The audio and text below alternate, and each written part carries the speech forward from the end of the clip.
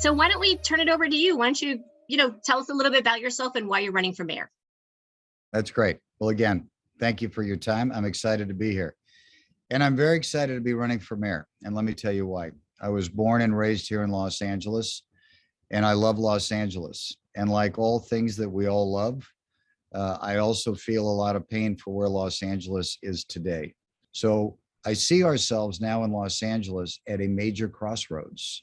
And so I've given a lot of thought, as your paper has reported over the years, about jumping into the race. And this time I finally said, I'm not going to think about it anymore. I'm going to do it because I believe that I can help Los Angeles to change the trajectory and support the residents of Los Angeles in a way that no other candidate can do that. Also, I think what's very important is that I'm the only candidate that has actually run a police department, reformed a police department that was under a federal consent decree, reduced crime at the same time, they're not mutually exclusive, and installed new leadership that got crime down 30%, and we got crime down to levels of 1950, and we engaged the community in a way that had never been done before at LAPD by implementing community policing. I also know how to build a business that is dependent on government regulation, and I would tell you that's overregulated and very difficult to operate a business in the city. So I get the benefit of both sides of it. In my business, we have to navigate, obviously, through the entitlement and the permit process to build our projects. It's very complicated in the city of Los Angeles. I would say it's draconian, and we need to ease up the rules, especially to encourage and incentivize housing to be built in the city, all levels of housing. Housing for those who need the housing and housing for those that can afford the housing. Nobody else that is running for mayor has ever built anything. So my rally cry is no more excuses. My competitors in this race, who I know are all very well intended, and I know them, and I think they're good and fine and nice people. But we are at an inflection point in this city that there has been management failures that have led us to rampant homelessness, rising crime, and systemic corruption in City Hall. 3 councilmen, as you know, being taken out in cuffs by federal agents, the mayor's office under investigation, a city attorney's office under investigation, and DWP under investigation. We have a management problem, and we have to fix the management problem. Let me ask you some questions about homelessness and how you would approach Sure. the homelessness issue here in the city. You said that you would create 30,000 shelter beds in 300 days. What makes you think you can do it as fast as 300 days? I mean, Mayor Garcetti has done almost that many shelter beds in a bridge home. It took him about 3 years. Well, I won't comment on Mayor Garcetti. What I'll comment on is what I know how to do and I know how to build, and I've got a team that's done it.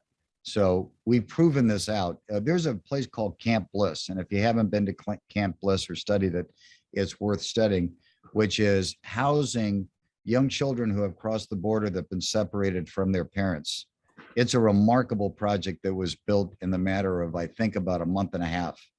So you can do it. We can get 30,000 beds. We've already talked to the providers and the builders to do it. It would be a combination of converting existing buildings into housing, a combination of bringing in FEMA-style tents.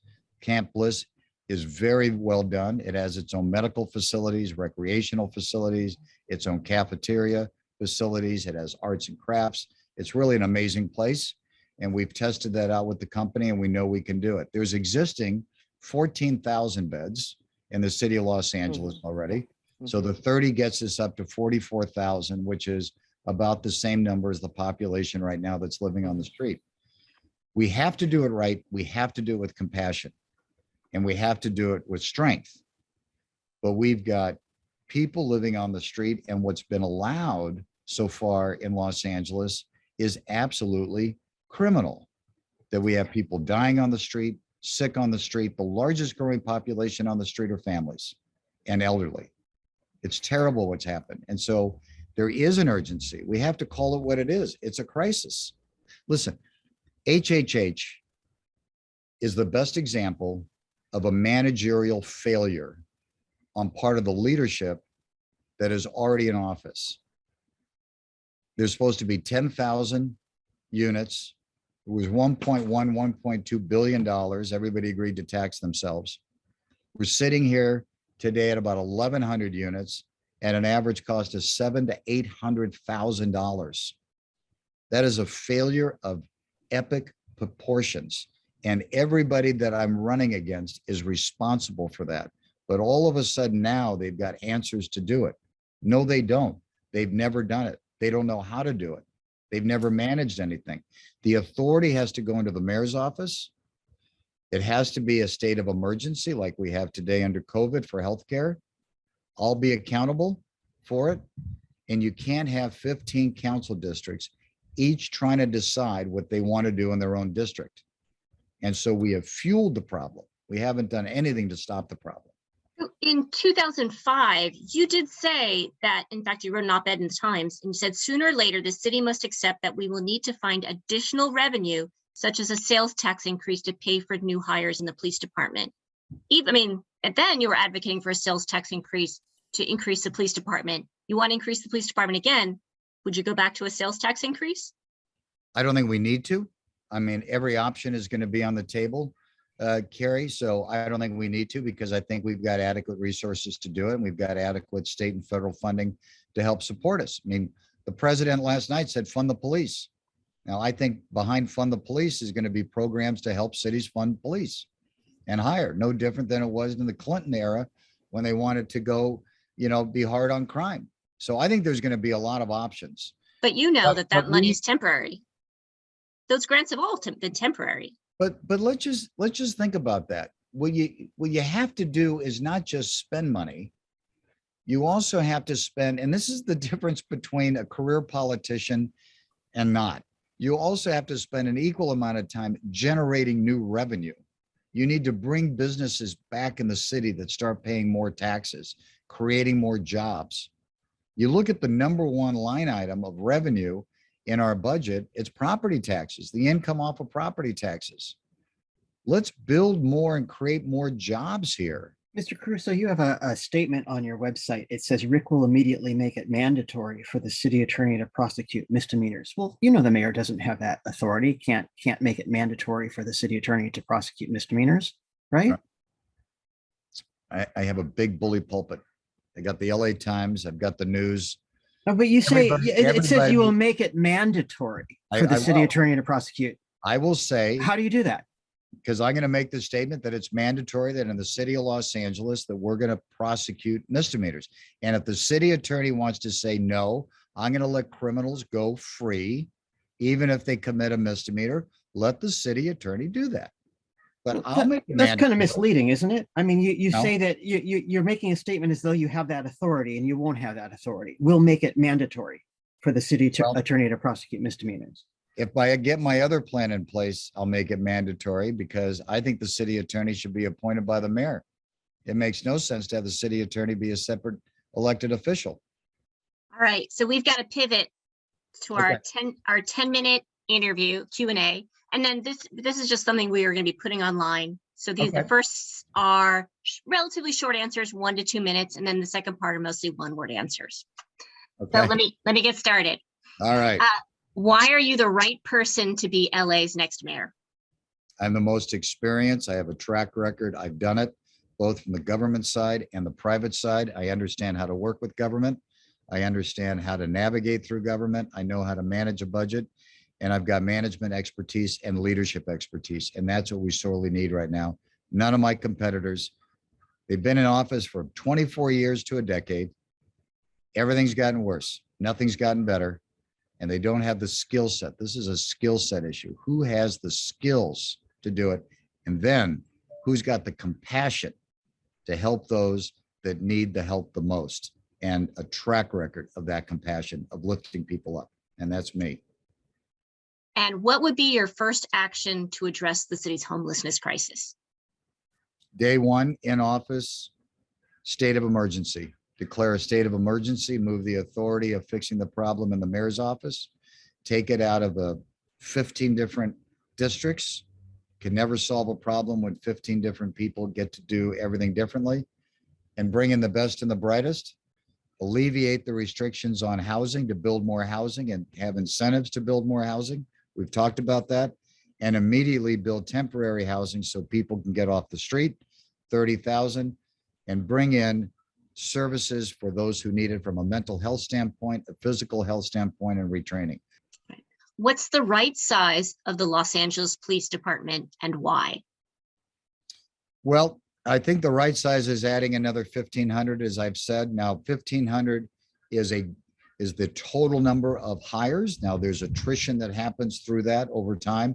You don't hire 1,500 all at one time. Let me tell you also what's happening right now. LAPD is training people in the academy to be really good officers, and they're getting hired away by neighboring cities. So we are spending money to train and getting no benefit from the training. So I believe an additional 1,500, somewhere between 10,500 is about the right number in my mind. What's an example of something you've done that wasn't popular, but was the right thing to do? Fired a very popular chief of police 20 years ago and hired an outsider. We had crime spiking under a very popular chief of police. Look at your own newspaper back at 20 years ago when people were burning me in effigy and trying to get me not to fire Chief Parks at the time. And then people were upset that I'm bringing in an outsider. And what did we do? Completely reformed the department, dropped crime by 30%, eliminated federal oversight, and literally made the communities everywhere, Watts, South LA, East LA, the Valley, the West Side, safer. But it was a tough one. I tell you, I had a lot of incoming coming at me, but here's why I was able to do that. I was never worried about being reelected. I was never worried about being reappointed. All I cared about was doing the right thing. And that's what matters in this election. Elect somebody that cares about doing the right thing and isn't looking to get the next government job. All right, the following are mostly one-word answers. Okay. Should Los Angeles tax million-dollar real estate transactions to raise money for affordable housing? No, not necessary to do that. Okay. Roughly, what's the median income for a household in LA? The median income probably is running somewhere around under, I think if I remember, it's probably under about 50 grand, 40,000. For a household. Well, that would be a household. I believe that would be a household. Actually, it's up to 62,000 in 2019. Okay, I'm off by 12 grand. I'm sorry. Sorry. Metro is considering enacting congestion pricing on local roads and freeways to reduce gridlock and fund transit, maybe even free transit. Mhm. Would you support a congestion pricing pilot project in LA? I'd have to take a look at what the impact of that would be and actually how it affects the budget and really what we gain from that. You know, I think there's other tools we have in our toolbox to reduce congestion in the city of Los Angeles, Okay. like building more housing next to transit rather than All right. putting more people. Okay, sorry, but that wasn't a one answer. Mayor Garcetti set an example of eliminating traffic deaths by 2025, but he hasn't followed through and traffic deaths have increased. Would you commit to make Vision Zero a reality during your tenure as mayor? Yes or no? You know, the goal, yes. The commitment? Well, but the components of that, there may be a better way to do it.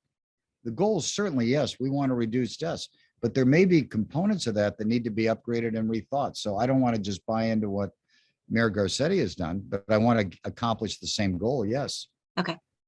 Digital billboards. Would you support having more, the same number as now, or fewer? Depends where they're located.